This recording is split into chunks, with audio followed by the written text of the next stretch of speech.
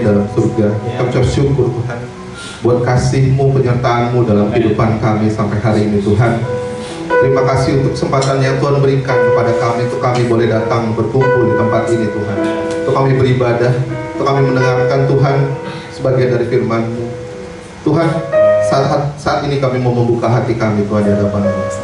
Kami rindu Tuhan, bukan hanya untuk mendengar firman-Mu dengan telinga kami, tapi kami juga mau memahaminya dengan hati kami Tuhan Yesus. Urapi setiap kami Tuhan yang mau mendengar, supaya firman-Mu boleh berbicara secara pribadi dalam kehidupan kami. Urapi juga hamba-Mu ini Tuhan menyampaikan firman, biarlah setiap kata yang keluar bukan dari kekuatan diri sendiri ini Tuhan, tapi dari tuntunan dan kuasa Tuhan. Ambil alih sepenuhnya Tuhan waktu ini, singkirkan setiap gangguan, kekhawatiran, hal-hal yang menghalangi kami untuk kami bisa fokus kepada-Mu Tuhan. Biarlah melalui firman-Mu ini kami boleh diubahkan, kami dikuatkan, dan semakin bertumbuh di dalam kehidupan kami, terlebih dalam pelayanan kami kepada Engkau Tuhan Yesus. Dalam nama Tuhan Yesus kami berucap syukur, haleluya, amin. Silakan duduk Bapak Ibu semua. Oke, shalom sekali lagi, selamat sore. Perkenalkan, nama saya Husin Chandra. Ya, saya di FDC Bandar Lampung ini sebagai pemimpin kesan dan juga koordinator pemuridan. Ya, istri saya bernama Novilia Hendra Saputra yang di depan. Ya, memiliki 2 anak, Harvey dan Naomi. Ya, langsung aja ya, Bapak Ibu semua. Kalau kita pernah membaca di Matius 25 ayat 14 sampai 30, ya Alkitab di situ pernah berbicara tentang talenta. Ya, kalau kita sama-sama ingat, ada 3 hamba. Ya, masing-masing pernah dipercayakan 5 talenta, 2 talenta dan 1 talenta. Yang pertama dan kedua kita sama-sama tahu mereka mengembangkan talenta mereka. Tapi yang ketiga ini melakukan sebuah kesalahan, yaitu apa? Dia kubur talenta itu di dalam tanah. Hilang nggak talentanya? Karena dia tahu nih dia simpannya di mana. Tidak hilang ya Bapak Ibu, tapi juga nggak dipakai. Kadang-kadang kita sebagai orang Kristen tuh seperti ini Bapak Ibu. Karunia itu ada, ya, tapi kita pendam. Kadang kita berpikir, Tuhan, saya ini nggak punya apa-apa loh. Saya ini kok biasa-biasa aja hidupnya ya. Saya nggak punya talenta seperti orang lain. Tapi sebenarnya Alkitab itu sudah jelas mengatakan bahwa setiap kita, setiap orang percaya itu menerima yang namanya talenta, karunia. Sebelum saya lanjutkan, kita mau tonton video dulu ya. Kita sama-sama lihat video berikut. This is Nick Wojcik. Nick was born without arms and legs. Nick had a very difficult childhood due to bullying. Nick wasn't even allowed to study in a normal school. There was a time when he wanted to commit suicide at a very young age. But instead of giving up, at 17, Nick started his first business and also started delivering speeches in church groups. In 2011, he proposed and got married. Today, Nick is a successful writer, painter, swimmer, skydiver, and a motivational speaker. Above all, he is a father of 4. This is Nick Wojcik. Nick was born without arms and legs. Nick. Ya. Dari video ini kita melihat contoh nyata Bapak Ibu. Kita lihat bukti bahwa ada seorang pria bernama Nick Wojcik. Dia lahir itu tanpa tangan dan tanpa kaki.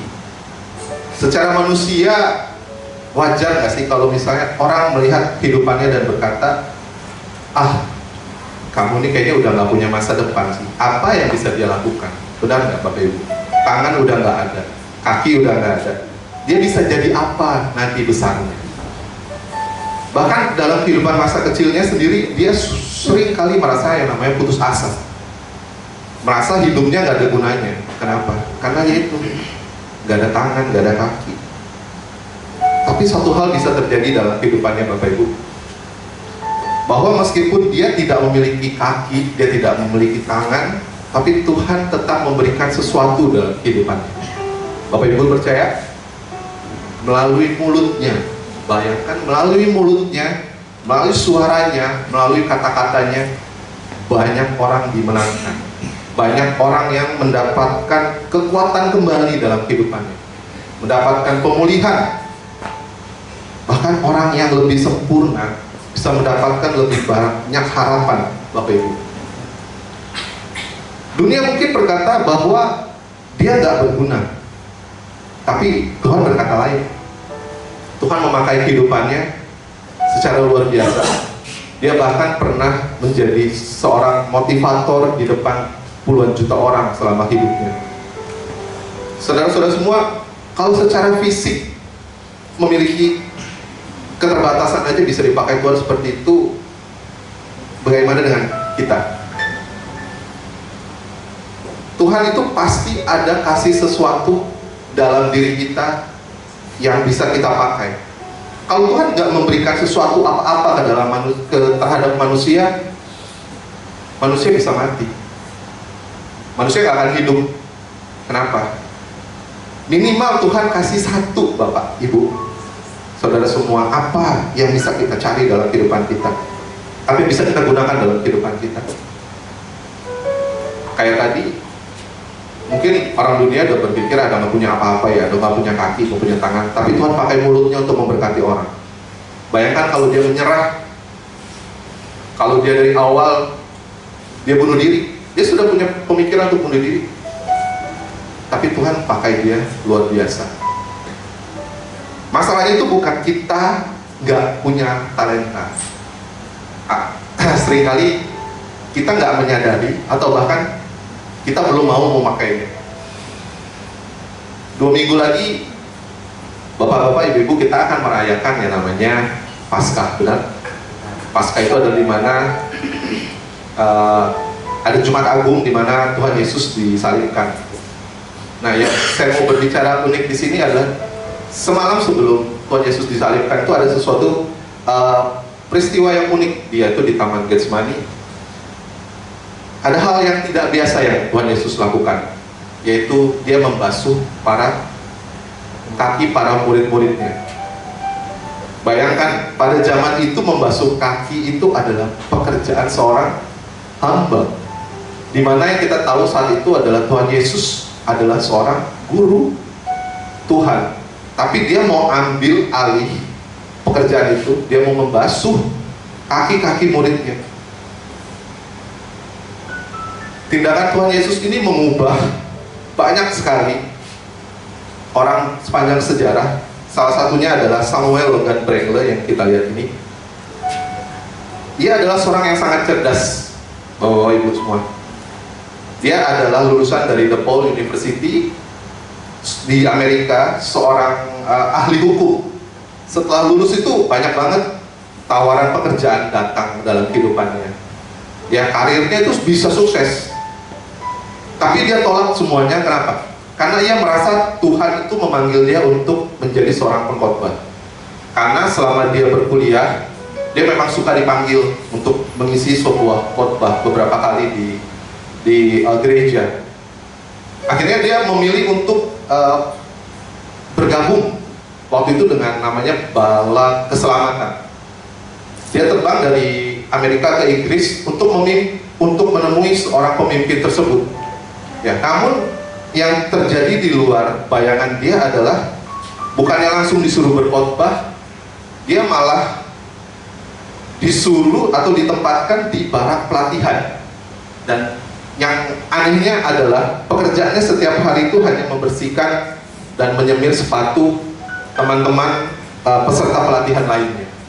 Bayangkan Bapak Ibu, kalau seorang lulusan universitas yang ternama yang bisa jadi pengacara sukses justru disuruh nyemir sepatu orang lain.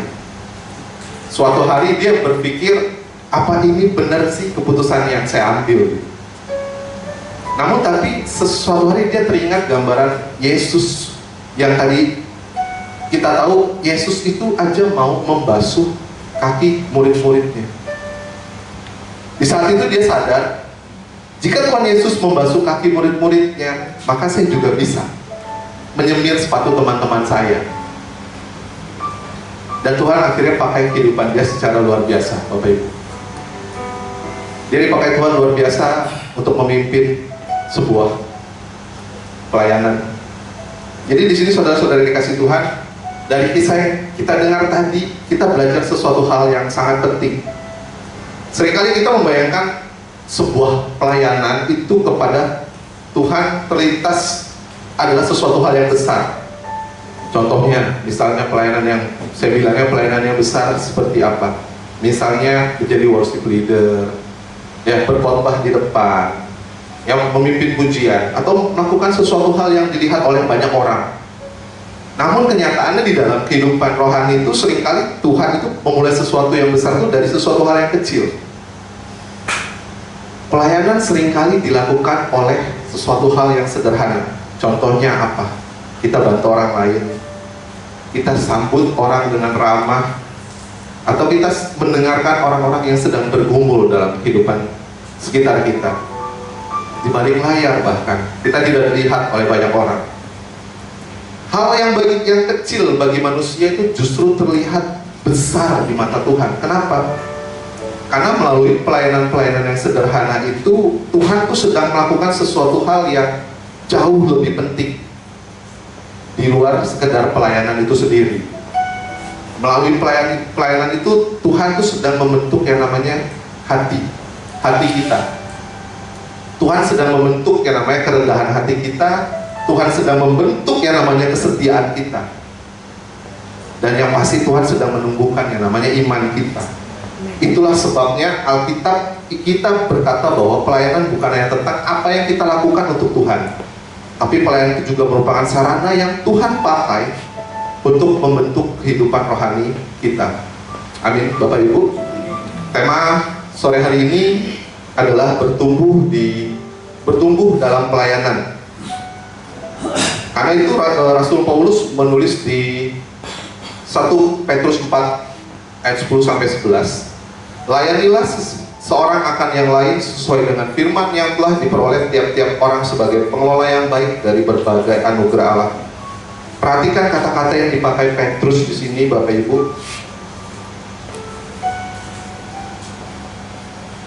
Ia tidak hanya berkata bahwa kita memiliki karunia, tapi dia berkata bahwa kita adalah pengelola dari karunia itu sendiri, pengelola dari anugerah Allah itu sendiri. Artinya apa? Artinya karunia yang kita miliki itu bukan milik kita sepenuhnya. Karunia itu adalah anugerah dari Tuhan yang dipercayakan untuk kita pakai, untuk kita bagi ke sesama. Namun justru yang menariknya nih, justru seringkali kita sendiri yang mengalami perubahan. Melalui pelayanan kita banyak banget belajar. Apa sih dari pelayanan itu? Kita belajar yang namanya kerendahan hati. Kita belajar tentang kesetiaan. Kita belajar tentang tidak berpusat kepada diri sendiri. Dan yang paling penting adalah kita belajar untuk semakin kita bergantung kepada Tuhan. Karena itu kita dapat melihat satu prinsip yang penting ya di dalam kehidupan orang percaya. Kalau keterlibatan dalam pelayanan itu memiliki hubungan yang sangat erat dengan pertumbuhan iman kita. Itulah sebabnya pelayanan itu bukan hanya sekedar aktivitas gereja, Bapak Ibu, tapi pelayanan adalah bagian dari proses pertumbuhan rohani itu sendiri. Melalui pelayanan Tuhan sedang membentuk kita menjadi pribadi yang semakin serupa dengan Kristus. Kadang-kadang kita bertanya, kenapa kita melayani justru iman kita semakin bertumbuh? Kita akan belajar, Bapak Ibu. Alkitab menunjukkan kepada kita setidaknya ada beberapa alasan yang penting dari ayat yang kita baca tadi. Yang pertama adalah, poin yang pertama adalah melayani membuat kita sadar bahwa kita harus mengelola karunia dari Tuhan. Petrus berkata, layanilah seorang akan yang lain sesuai dengan karunia yang telah diperoleh tiap-tiap orang sebagai pengurus yang baik dari kasih karunia Allah.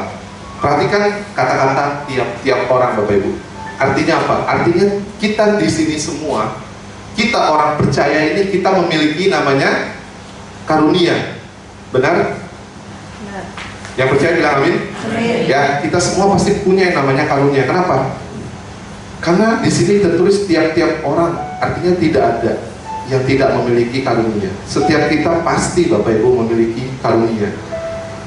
Ada yang tadi bisa pimpin pujian, bisa menyanyi, ya, mengajar, menolong orang, bahkan masak pun itu karunia Bapak Ibu. Dengan apa? Dengan masak kita bisa memberkati orang, orang bisa menikmati makanan kita. Jadi pasti kita punya yang namanya karunia itu. Bahkan senyum pun itu sebuah karunia. Coba senyum.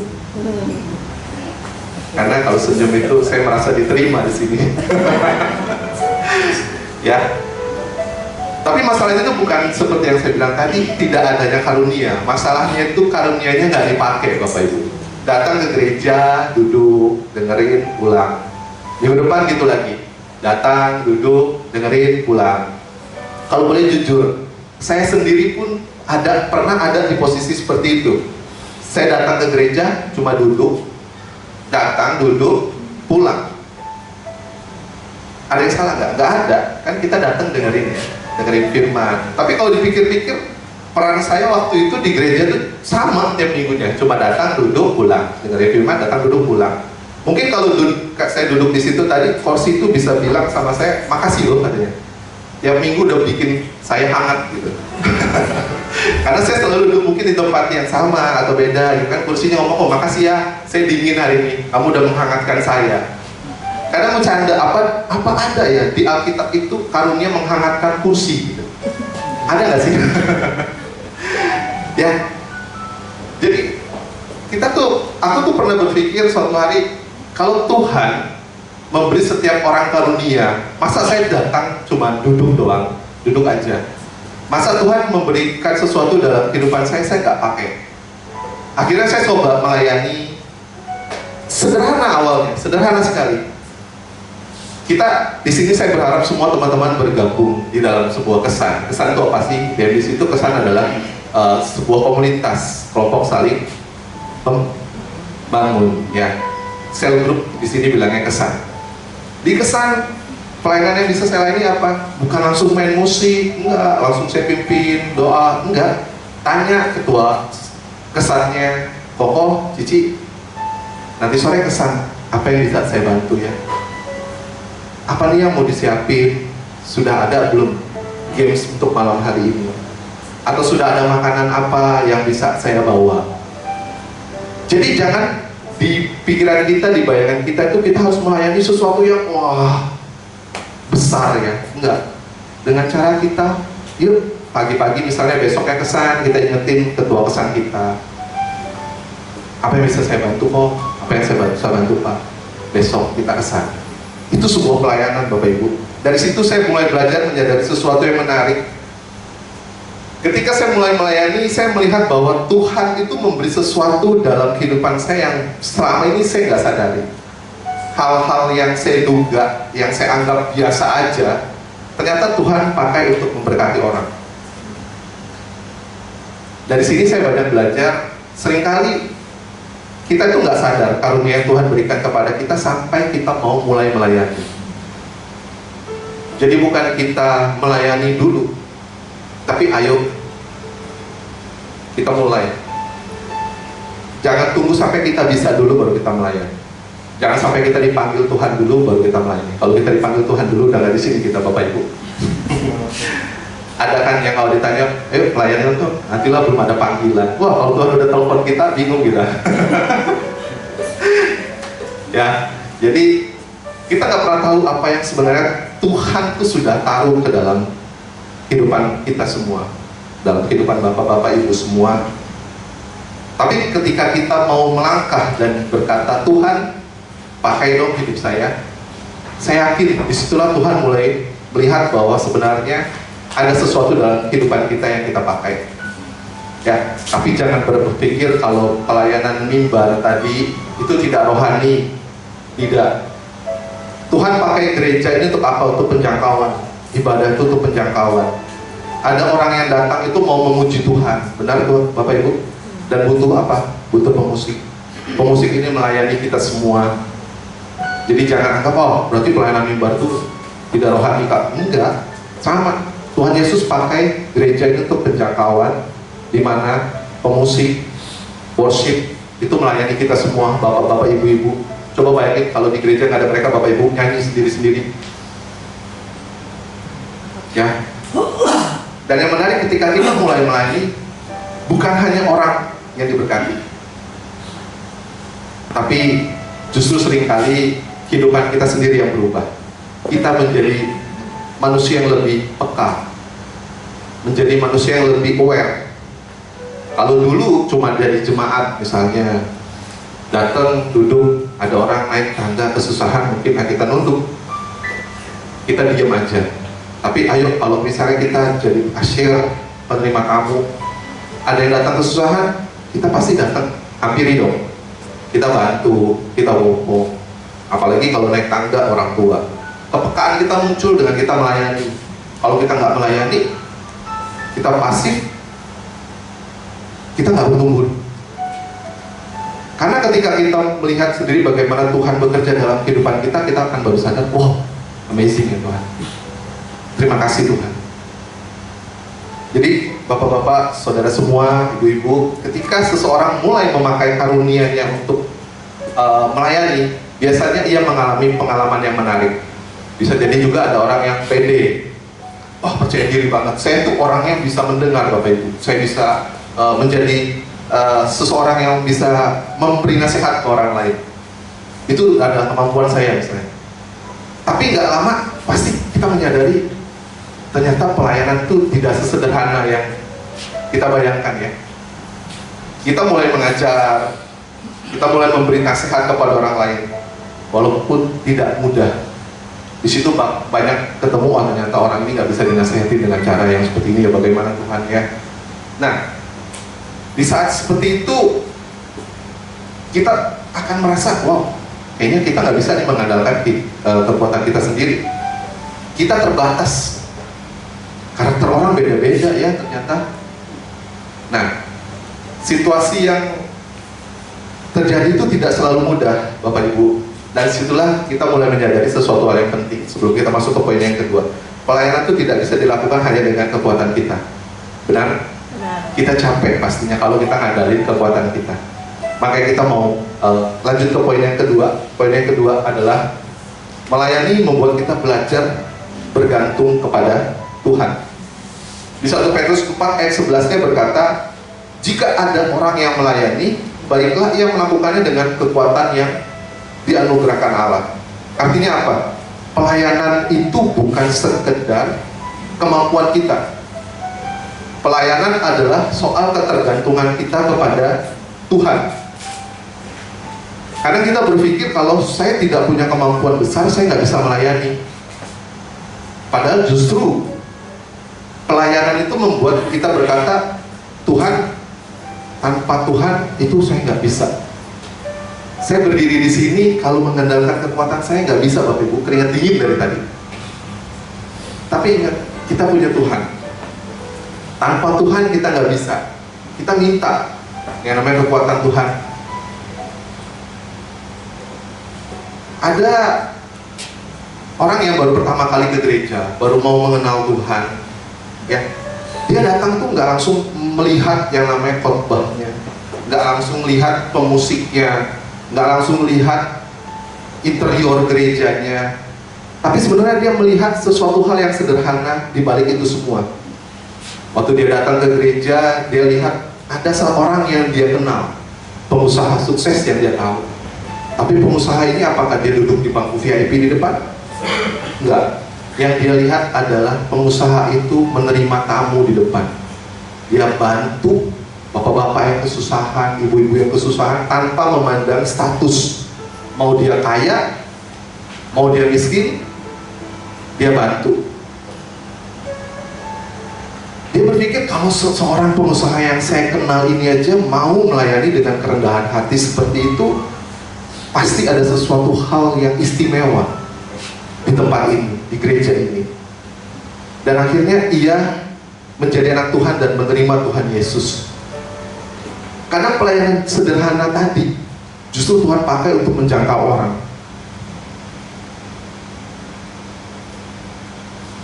Jangan kita berpikir pelayanan itu hanya yang di atas panggung, di depan. Ya, kalau misalnya semua orang mau di depan, ini Farel nggak kebagian main keyboard. Ada 12 orang di depan mau main keyboard semua. Nanti giliran WL nyanyi, ada yang dari C, ada yang dari D. Jemaat bilang apa? Ini mah konser ya. Konser apa ini? Konser kolaborasi ya gitu kan. Tuhan memberikan karunia kita beda-beda supaya tubuh Kristus itu bisa bekerja bersama. Benar Bapak Ibu? Ya, ada yang berfungsi sebagai telinga untuk mendengar, mulut untuk berbicara, kaki untuk berjalan. Namun ada satu hal juga Tuhan yang penting Bapak Ibu, kita melayani itu harus bergantung kepada Tuhan. Kita mulai menyadari sesuatu tujuan yang besar dalam kehidupan kita, dan itu akan membawa kita kepada poin yang ketiga, yaitu melayani Tuhan. Melayani, menolong kita mengingat tujuan hidup kita memuliakan Tuhan. Hal ketiga yang kita pelajari pada sore hari ini adalah pelayanan itu mengingatkan kita untuk tujuan kehidupan kita yang sebenarnya. Kalau bisa ditanya apa sih tujuan kehidupan, tujuan kita hidup ini untuk apa? Ya untuk memuliakan Tuhan, benar Bapak Ibu. Buat apa lagi? Tujuan kita satu.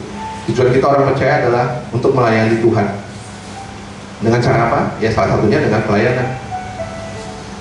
Seringkali dalam kehidupan sehari-hari ini kita tuh suka kehilangan arah, sibuk kerja ya Bapak Ibu, dari pagi sore tiap hari. Kadang yang kita kejar itu keberhasilan, kenyamanan, atau bahkan pengakuan dari orang lain. Tanpa kita sadar, hidup kita lama-lama pelan-pelan mulai berpusat yang namanya kekuatan sendiri.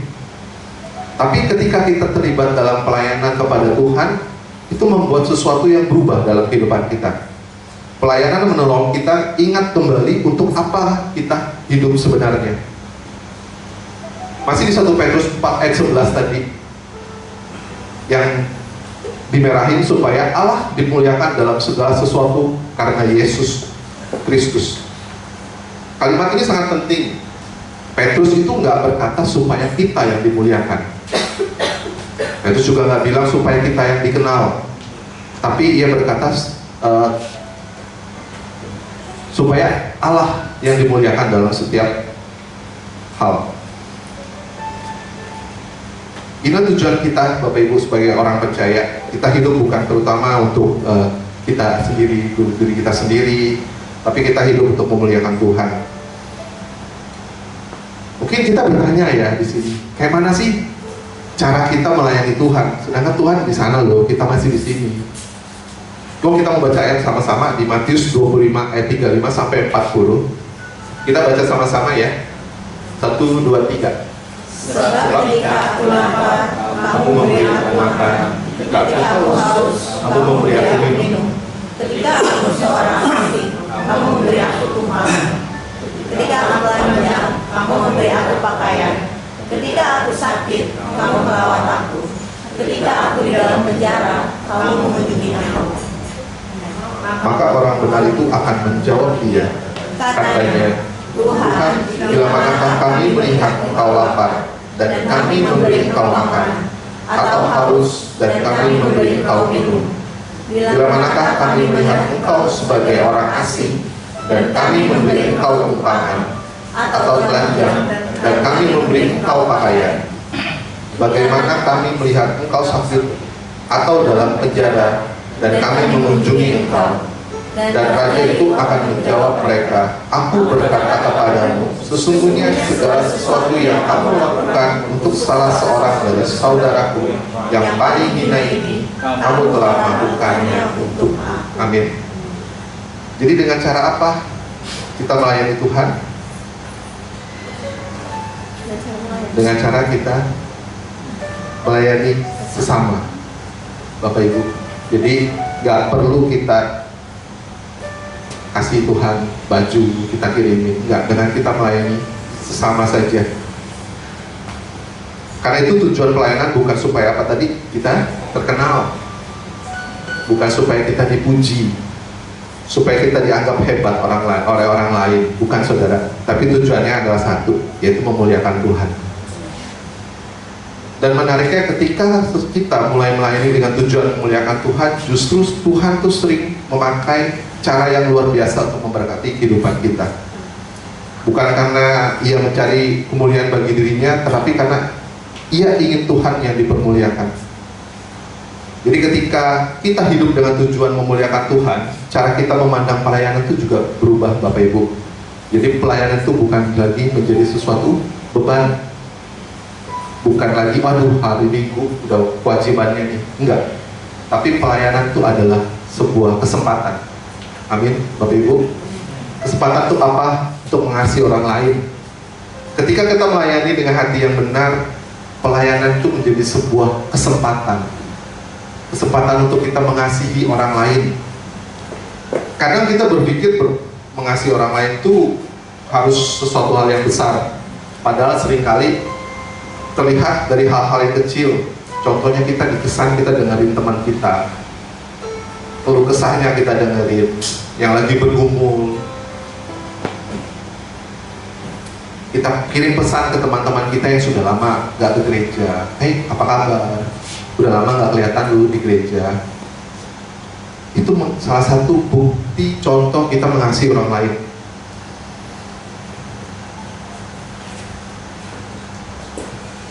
Dan yang kedua adalah kita menjadi berkat bagi sesama kita. Jadi pelayanan itu adalah kesempatan untuk kita bisa menjadi berkat bagi sesama kita. Seringkali kita berpikir kita nggak punya sesuatu hal yang besar tadi, apa ya? Bapak Ibu bayangkan aja kalau ruangan ini gelap, tapi ada satu orang yang bawa lilin kecil saja, mungkin nggak langsung terang. Tapi ketika ruangan ini gelap, lilin satu kecil itu bisa memberi terang nggak, Bapak Ibu? Bisa. Ya, jadi jangan ragu untuk memulai dari sesuatu hal yang kecil. Karena melalui perhatian yang kecil, kadang melalui pelayanan yang gak terlihat sama orang, tapi justru orang yang menerima itu bisa menjadi sesuatu berkat yang besar. Ada satu kisah hidup lagi, Brother Lawrence. Ia adalah seorang biarawan di Prancis. Kerjanya apa? Kerjanya hanya memasak dan mencuci piring, Bapak Ibu. Tapi selama 50 tahun dia melakukan itu, yang penting adalah dia sadar kalau Tuhan itu hadir di tempat dia bekerja. Benar Bapak Ibu? Jadi kita dimanapun kita berada, kita percaya Tuhan hadir di situ. Akhirnya apa? Banyak orang yang ke biara ini bukan ketemu dengan kepala biaranya, tapi mau bertemu dengan Brother Lawrence ini. Karena apa? Karena dari dia orang bisa merasakan kedekatannya dengan Tuhan. Pelayanannya sederhana, tapi memuliakan Tuhan.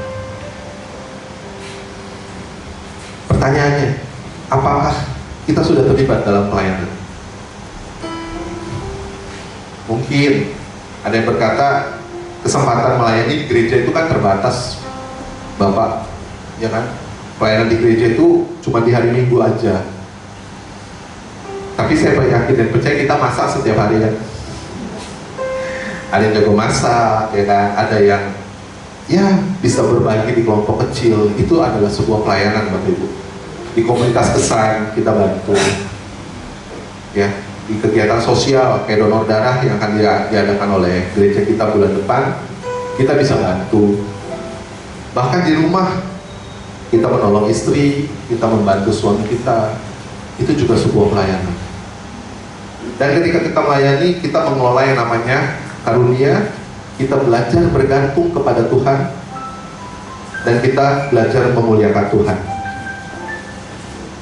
Iman kita bertumbuh, temukan apa yang menjadi talenta dalam kehidupan kita, kembangkan, Bapak Ibu. Kalau kita sudah menemukan, kita kembangkan dan kita gunakan untuk saling melayani. Kita sadar Tuhan sudah kasih bakat pasti dalam kehidupan kita. Percaya semua, Bapak Ibu. Ayo cari bakat kita, talenta kita, kembangkan talenta kita, dan kita gunakan untuk apa? Untuk melayani orang-orang yang ada di sekitar kita, orang-orang yang berkesusahan di sekitar kita. Jangan kita merasa kita agak punya apa-apa. Bayangkan tadi orang yang tidak punya posisi, saya tidak punya tangan, tidak punya kaki, tapi Tuhan pakai secara luar biasa. Apalagi kita bisa jadi berkat buat orang lain.